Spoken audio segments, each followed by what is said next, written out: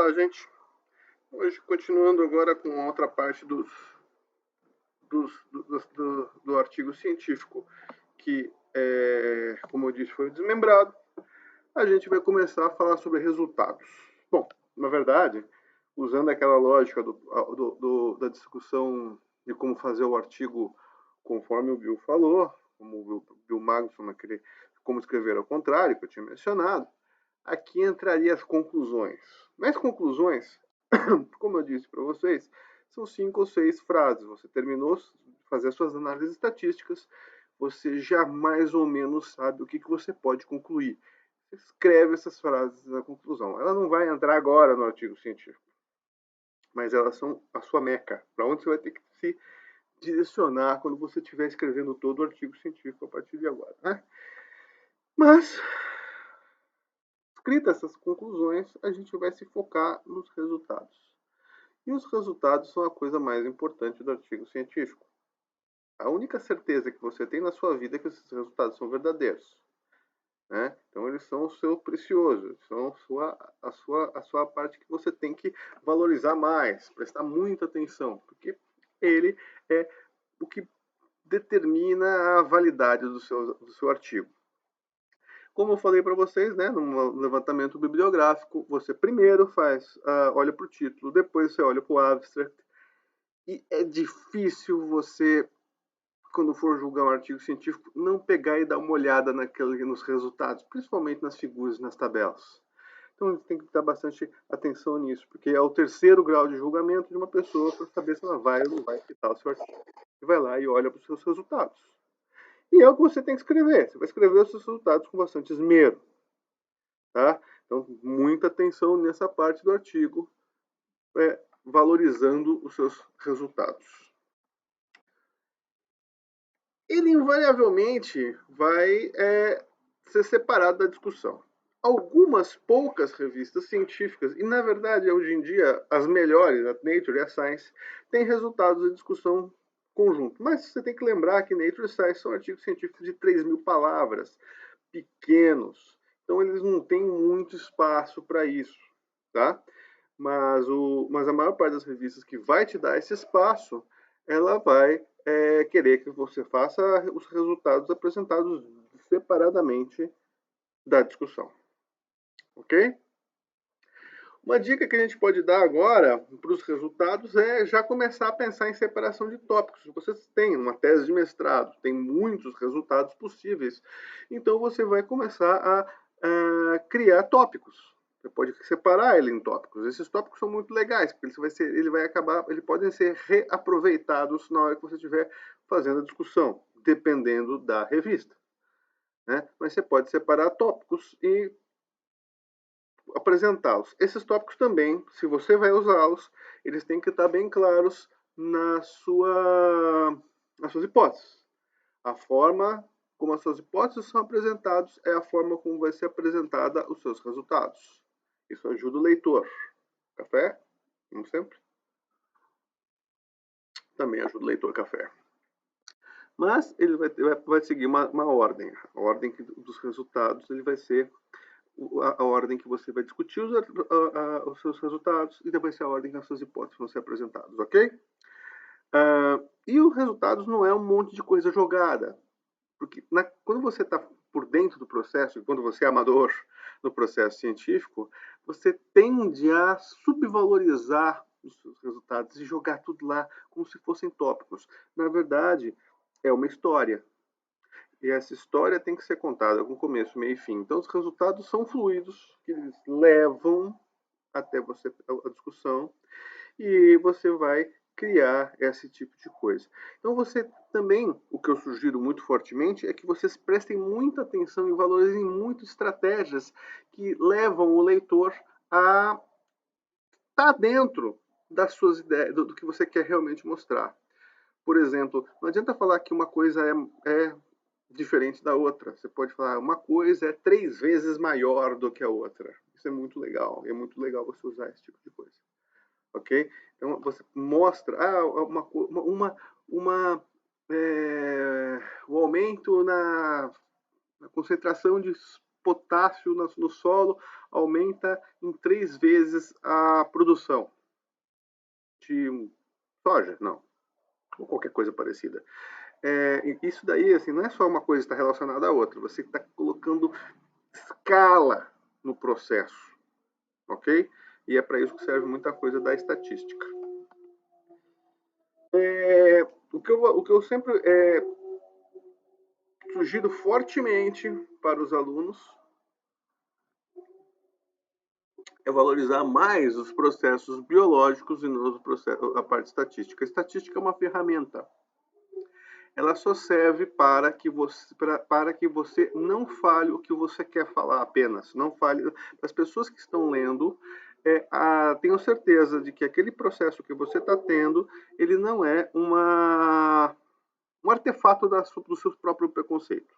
Bom, é para isso que serve a estatística, na verdade. Estatística serve para que as pessoas saibam o que você está fazendo e que isso seja independente do seu achismo. Porque a priori você já acha uma coisa, você tem uma hipótese, né? E você pode estar seduzido demais por essa hipótese, a ponto de que quando você chega no resultado, você não consegue mais enxergar uma outra forma de ver aqueles dados. Então a estatística serve para mostrar que aquela diferença que você está vendo, ela não é só uma coisa da sua cabeça. Ela é algo além. Ela tende a mostrar uma coisa que qualquer pessoa deveria ver. Ou seja, ela serve para separar o padrão que você está vendo do acaso. Tá? Você vai fazer estudo de fragmentação. Fragmentação é um processo.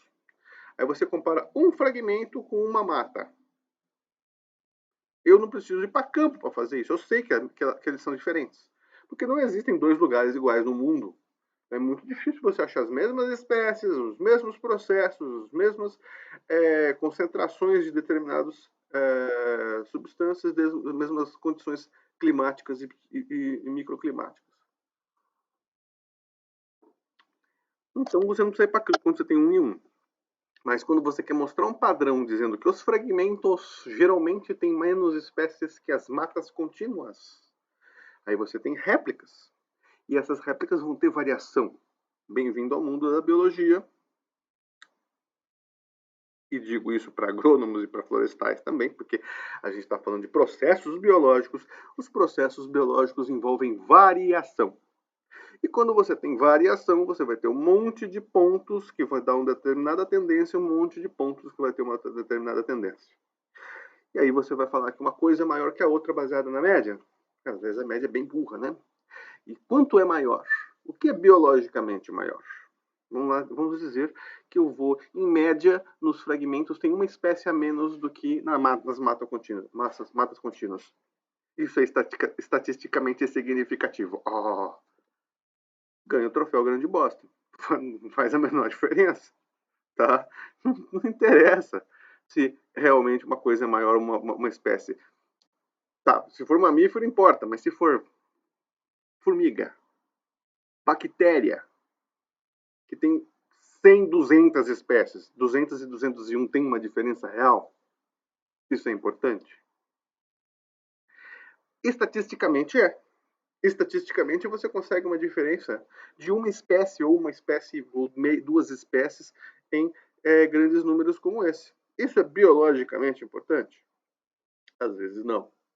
Então a estatística é muito importante, mas você tem que ter bom senso. Para usá-la. 2, para interpretá-la. Né? Então você usa a estatística para tirar o seu achismo, mas ela não tira totalmente o seu achismo. Se tiver essa diferença tosca, biologicamente ela não interessa. Então o que eu sugiro sempre é que a palavra estatisticamente significativa nunca mais seja empregada, para sempre, nunca mais. Para essa disciplina, com certeza não. Quando vocês forem apresentar o projeto, quando eu pedir o projeto para vocês não podem falar que vocês esperam diferenças estatisticamente significativas. Eu não quero saber delas. Eu quero saber o que elas realmente são. E eu quero saber quanto por cento de diferença você vai encontrar. Isso fica para mais tarde.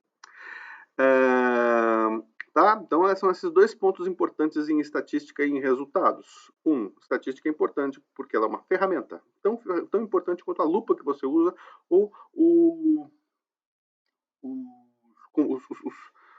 os reagentes que você vai usar. É uma ferramenta. Esta ferramenta é usada para tirar o seu achismo e gerar um padrão amplo que qualquer pessoa olhando aqueles resultados fale, ele tem razão, não é só uma minhoca da cabeça dele. Ele acha e ele tem razão. 2. As variações biológicas são muito mais importantes que as variações estatisticamente significativas.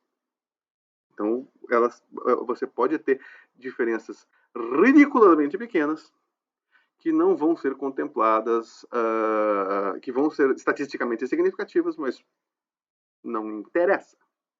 Né? Tem um exemplo muito interessante que um professor meu, Paulo Demarco, ele sempre dava quando ele falava sobre diferenças estatisticamente significativas.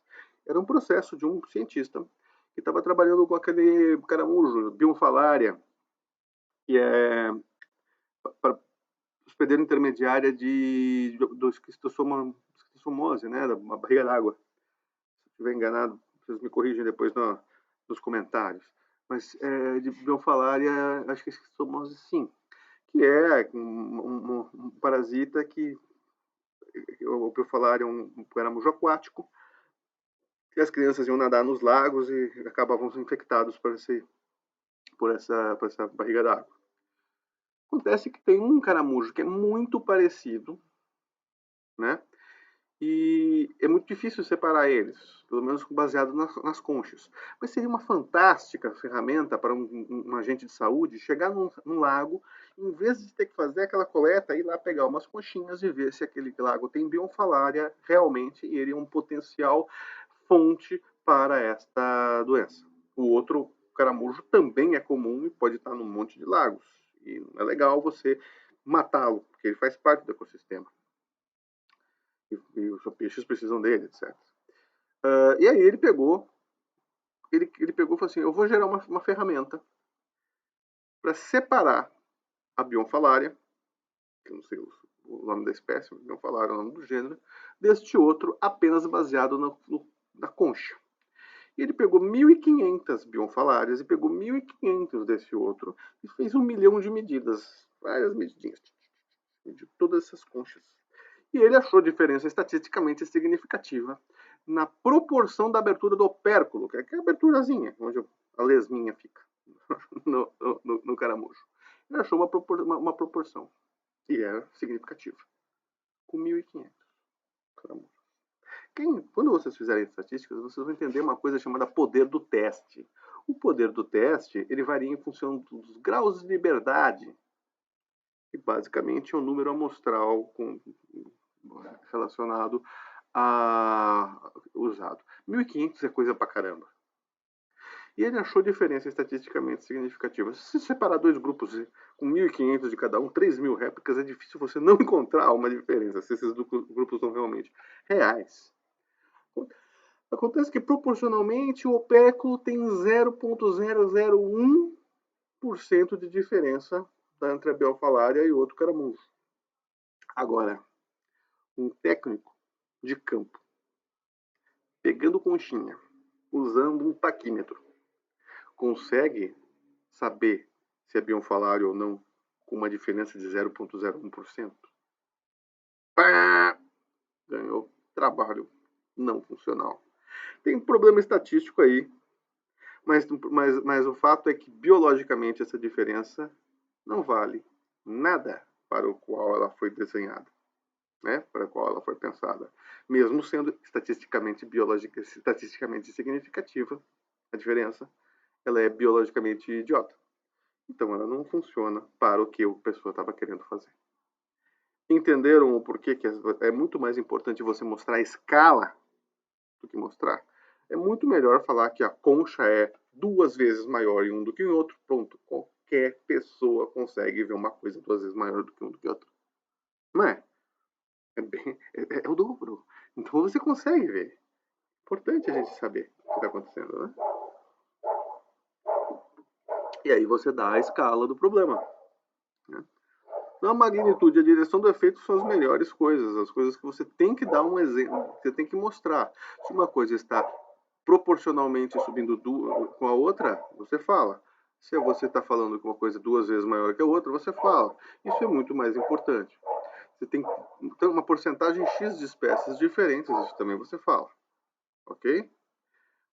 Existem alguns errinhos, bobocas em estatística que as pessoas caem, então vocês vão prestar atenção neles. Embora eles pareçam super simples, eu vejo isso demais em projetos e em teses de mestrado. Por exemplo, a árvore A é 3 vezes maior que a árvore B. Isso significa que a árvore A é 1 vez mais 2 vezes a árvore B, ou ela é 1 mais 3 vezes a árvore B? Acredite, isso acontece. Ou a densidade da serrapilheira, a densidade de sei lá o que, está positivamente relacionado com o volume da serrapilheira. Aí você vai lá e olha na parte estatística do cara e vê o R igual a 0,8. Negativo. Mas pera aí.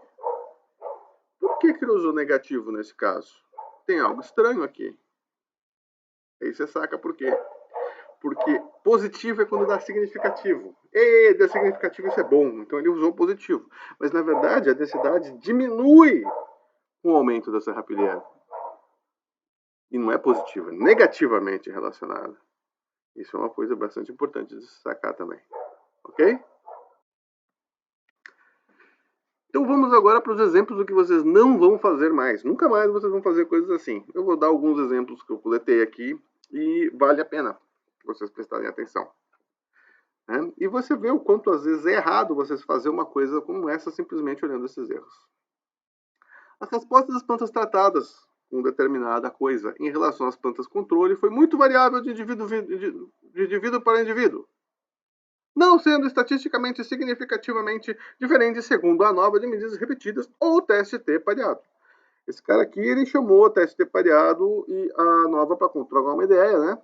E ele falou assim, e aí, o que você acha? O cara falou, eu acho que não. Eu acho que não também. Então ele pegou e chamou os dois, que fazem exatamente a mesma coisa, com métodos diferentes, coisa que vocês não vão mais fazer, usar 2 testes para fazer a mesma coisa. Se existe um teste certo, você vai usar o teste certo. Se existe um teste errado, ele não deve ser usado. E ele usou os 2. Ou seja, tá errado. Né? Segundo, parece que o cara tem uma hipótese de pelúcia. Ele não, eu acho diferente, mas o teste falou que não é. Então eu vou deixar claro que, na verdade, o teste falou que não é. Não sou eu que acho que é diferente. Né? Como o cara de baixo aqui também. De acordo com as análises de regressão múltipla, ou seja, ele foi lá e trocou uma ideia com a análise de regressão múltipla. Assim, fala para mim. A planta maior com maior número de tenor tem mais formiga? Ele falou assim, tem. Aí ele falou assim, de acordo com ela, tem. Eu acho que não, mas ela falou que tem, então eu vou pegar, eu vou colocar aqui claramente. Não, gente. Você já falou qual é o teste lá nos métodos. Às vezes é legal recapitular qual é o teste, no primeiro parágrafo. Você coloca, mas ele vai estar entre parênteses aqui. Você vai lá. As respostas das plantas tratadas não, foi muito variável e não teve diferença. Não teve diferença entre o grupo controle e o grupo tratamento. Pá, fechou.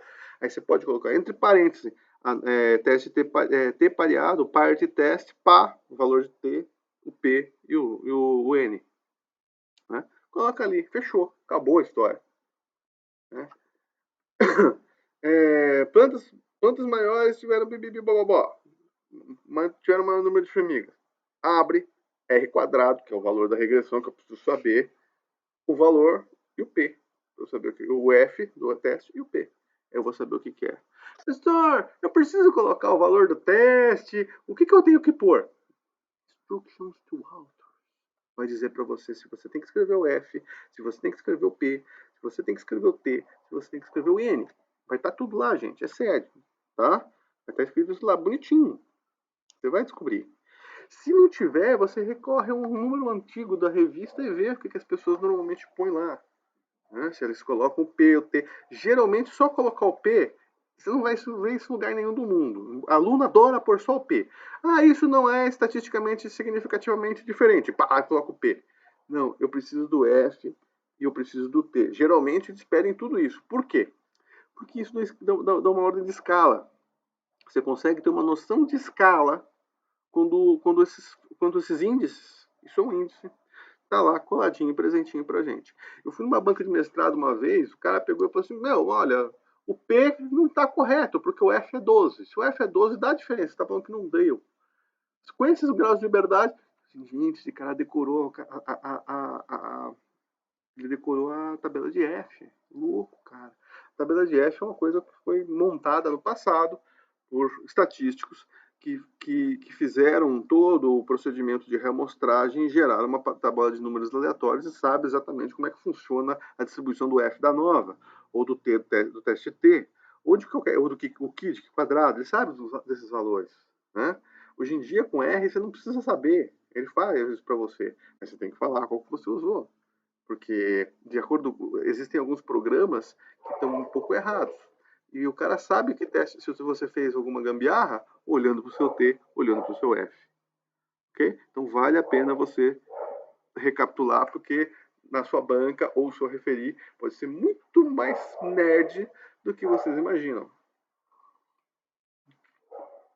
E a tua revista vai dizer para você que você tem que colocar. Então, geralmente se coloca um índice, se coloca o N ou o GL, né, ou o número ou o grau de liberdade, e se coloca a probabilidade daquilo ser diferente do acaso ou não. Nesse caso, não é diferente do acaso, porque a probabilidade de ser diferente do acaso é ser igual ao acaso de 20%. Se a probabilidade de ser de 20% é alta, a gente chama normalmente o valor de 0 a 5%, né? 21% é alto, maior do que 5%. Então, não se rejeita a hipótese. Tá bom? Então, você nunca mais vai pegar e escrever esse monte de pataquada quando você estiver escrevendo os seus resultados.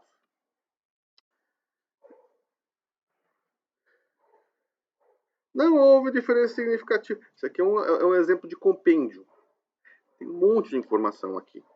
Mas como não deu diferença, o cara não está nem aí para a paçoca. Não houve diferença significativa entre os dois tratamentos nas damas das copas, nas árvores mortas em pé, nas árvores mortas caídas e na área basal. Tem um monte de informação aqui, mas não deu diferença, mas tem média para a gente ver o quanto não foi diferente. Você está falando que não foi diferente, mas... E o teste está falando que não foi diferente, mas põe a média para a gente. Né? Põe os valores. Chama um grafiquinho. Você não vai gastar energia com gráfico, faz uma tabela. Você não vai fazer uma tabela, põe aqui. Ah, no caso dos anos das Copas, teve tantos por cento. Não diferindo do tratamento controle, não diferindo do controle. Pato, que foi tantos por cento. Também não foi diferente no caso de árvores caídas, que foi tantos por cento. Enquanto o controle, tantos por cento. Gasta um latinzinho, mostra para a pessoa que você coletou milhares e milhares de dados. Então mostra para a pessoa ali, explica para ele o que não foi significativo também. Dá valor para a sua hipótese, mas mostra isso para a pessoa. Tá bom? Outro exemplo. A área explorada há 3 anos apresentou maior densidade média de plantas, se comparada com a área preservada. A altura média das plantas também...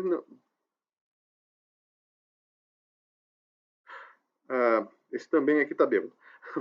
A altura média das plantas não foram diferentes entre as duas áreas, sendo ligeiramente maior da esperada. Contudo, os dados não foram significativos. O cara pega e fala assim, olha, foi maior. Eu falei que era maior? Ah, foi maior, mas o teste falou que não é. Se o teste falou que a diferença não foi significativa, os resultados foram significativos. Aliás, ele não fala nem que o resultado dos testes não foram significativos, ele fala que os resultados não foram significativos, que é pior ainda. Né? Os resultados não valem a pena. Uma vida não significativa é uma vida que não vale a pena. Os resultados não significativos são resultados que não valem a pena. O que ele quis dizer é que os resultados não apontaram diferença estatisticamente significativa. Essa é a correta. O teste estatístico não deu significativa diferença, não apontou diferença significativa. Falou que os resultados não foram significativos. Ou seja, meu trabalho não vale nada. Não. Ele escreveu errado. Então, ele se apegou, ele viu que tinha diferença, mas o teste estatístico, por causa que eu consultei o teste estatístico, ele falou que não tem, tá? Então, acredite em você que sabe. Acredita em mim, acredita no teste, é com você. Não teve diferença significativa. Não observou. Embora tenha havido uma média maior, não houve diferenças entre a área A e a área B. É assim que você tem que escrever, ok? olha só, aí você pode pegar alguns, não tá tão bom, mas pelo menos são formas mais legaisinhas de você ver a coisa sendo escrita, né? Na área de preservação permanente foi encontrada a área basal de madeira morta caída 3 vezes maior do que na reserva de extração de madeira. Oh, que coisa linda. Qualquer pessoa sabe o que é 3 vezes maior, né? Vai ter grafiquinho aqui na figura para eu pegar e falar assim, ó, oh, então é tanto, joia. Podia ser melhor, ele poderia falar assim, foi encontrada tantas, a área basal foi de tantas vezes, sendo 3 vezes maior do que mostrar o valor. Poderia ter escrito os valores explícitos aqui, mas não tem. De qualquer forma, já está valendo. Bem melhor do que estava antes, né? E aí coloca teste T, para recapitular, os graus de liberdade, o P, e chama a figura para eu ver quanto que foi. Tá bom. Para um resultadinho xixelento, tá bom. E a abertura do dossel na floresta manejada foi cerca de 2 vezes maior na área não perturbada. Deve estar no meio de um monte de informação, né? Porque não pode ser uma frase só jogada bêbada. Mas já está dizendo que é 2 vezes maior. Ah, já sei que um é maior que o outro e sei qual é maior. Show! Na tabela deve ter todos os resultados estatísticos que eu preciso saber para ver quanto que é a escala. E deve ter as médias, acredito. Olha, vou pular esse aqui, vamos lá por de baixo. Os desvios padrões das densidades e alturas das plantas foram altos, sugerindo alta heterogeneidade desse fator. Analisando o poder do teste, é possível sugerir que o número de réplicas para apontar a mudança teria de pelo menos dobrar. Vocês, quando fizerem a estatística, vocês vão ver uma coisa chamada poder do teste. Cada teste tem o seu poder, que é detectar a diferença avaliada. Às vezes, quando você está em dúvida se o problema é do teste, você faz uma coisa chamada análise de poder. Que em função da variância, que em função das médias, ele consegue ver quantas réplicas você precisa para apontar essa diferença. Então, às vezes, você quer falar que o seu N é muito baixo, né? Você não sabia, você não fez piloto, você vai tomar o esporro do editor de qualquer jeito, mas a sua hipótese precisava disso. Ou então, assim, né? Às vezes, para mostrar que uma coisa não é diferente, você precisa fazer uma coisa dessa também, né? Falar que é igual não é a mesma coisa que falar que é diferente. Aí você vai lá e faz esse poder do teste. Fazendo o poder do teste, o cara fala assim, olha, eu fiz 200. Para mostrar que é diferente, eu preciso de 400. Aí o cara fala, meu, é muita coisa. Biologicamente, isso aí está muito esquisito. Então, não deve ter diferença mesmo. Né? Ou eu fiz 5 réplicas. Se eu tivesse feito 10, mostrava. Ah, então realmente você é vagabundo. Tem que voltar para campo para saber quanto que se isso é realmente verdade. Tá? Então isso dá um parâmetro para você pesar se a diferença a ausência de diferença é válida ou não. Tá? Também é uma coisa que vale a pena. Enche o saco do Rafael, ele vai falar sobre o poder de teste para vocês. Ele vai dar estatística, se eu não estou enganado. Diquinhas adicionais dessa parte de resultados. Né? Então, algumas dicas são gramaticais. Número de 1 até 9 você escreve por um tenso. 1, 2, 3. A partir de 10 você coloca como numeral.